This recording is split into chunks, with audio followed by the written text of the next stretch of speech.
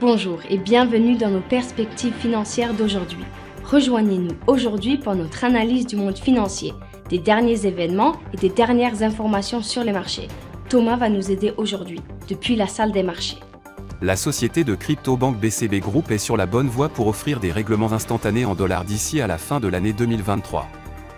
L'échec de Silvergate et de Signature Bank a créé une ouverture claire pour BCB. Le Fonds monétaire international a légèrement relevé ses estimations de croissance mondiale pour 2023, compte tenu de la bonne tenue de l'activité économique au premier trimestre. La semaine prochaine, la Banque d'Angleterre devrait relever ses taux d'intérêt pour la 14e réunion consécutive, alors qu'elle continue à lutter contre le taux d'inflation le plus élevé du groupe des 7 grands pays riches. Les actions Volkswagen ont connu une légère correction à la hausse lors de la dernière session, augmentant de 0,1%.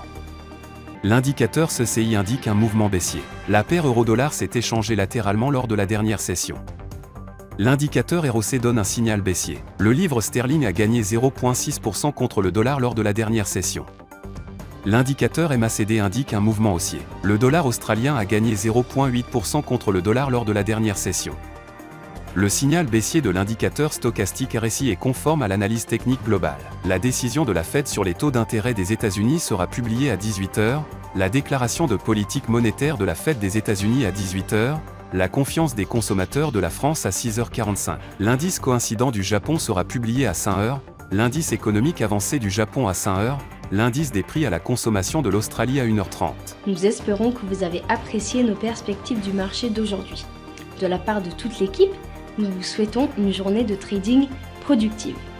N'oubliez pas de nous rejoindre la prochaine fois pour toutes nos analyses des derniers événements et nouvelles sur les marchés financiers.